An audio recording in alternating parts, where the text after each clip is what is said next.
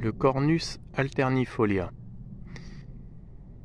C'est une variété de cornus avec une végétation un peu plus réduite et un peu plus lente que le Cornus controversa. Alors cette variété panachée est tout aussi intéressante et elle est surtout beaucoup mieux adaptée au petit jardin. Le Cornus controversa étant un petit arbre ou un grand arbuste, le Cornus alternifolia étant plutôt un arbuste très buissonnant que l'on peut un petit peu travailler pour qu'il ressemble au Cornus controversa en formant ces superbes plateaux. Cette variété panachée est très intéressante car le feuillage est très lumineux et il suffit de mettre un petit coup de ciseau pour laisser apparaître ces plateaux et les mettre bien plus en évidence. Tout comme le Cornus controversa, son feuillage tombera à l'automne. Il est caduc, ses pousses, ses petits rameaux sont rougeâtres, mais pas aussi intéressants que sur certaines variétés où le bois est très très rouge. À cette époque, le bois est plutôt vert et les jeunes pousses légèrement rougeâtres. Le feuillage est très fin, beaucoup plus petit que le Cornus controversa. Les feuilles sont légèrement teintées de rose ou de rouge. Les pousses sont très fines, il est très facile à tailler. Il ne fait que quelques centimètres à l'année.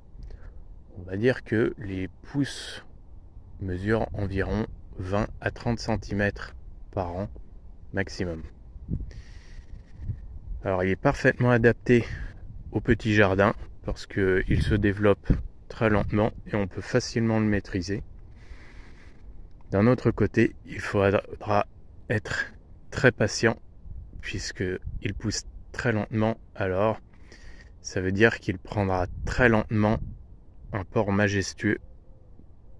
Tout comme les Cornus controversa, il demande tout de même beaucoup de temps avant de ressembler à des plateaux.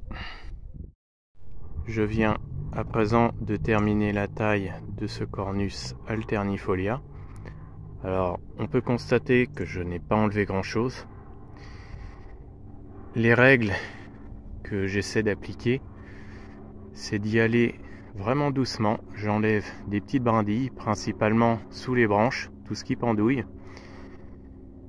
Il faut aussi anticiper que les branches sont toujours attirées vers le sol, elles pendent toujours de plus en plus en poussant.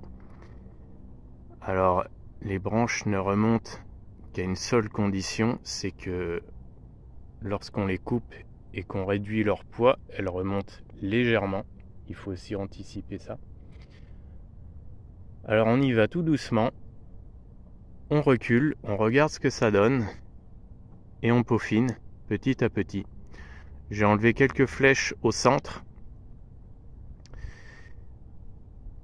qui étaient en surnombre et qui ne serviront pas à grand chose à part faire une sorte de fouillis dans le centre de la plante. Autrement,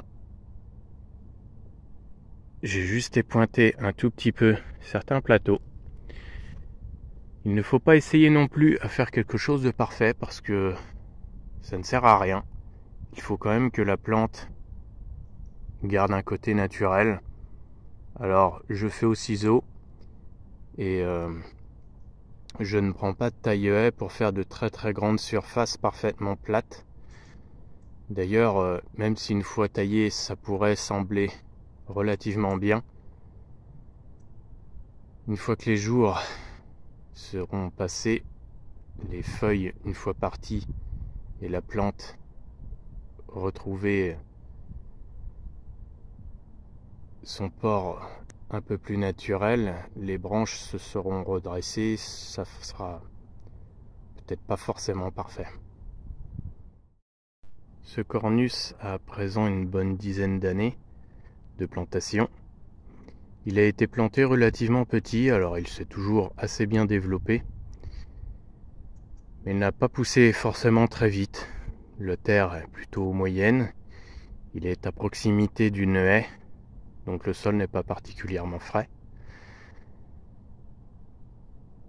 On peut dire qu'il a poussé moyennement vite.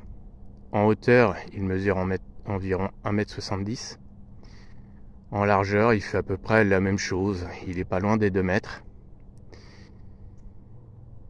On peut dire qu'il commence à prendre son port adulte et sa forme, mais il peut tout de même faire le double en vieillissant, sachant qu'une dizaine d'années pour un arbuste, ce n'est pas du tout la taille maximale et sa forme définitive et adulte.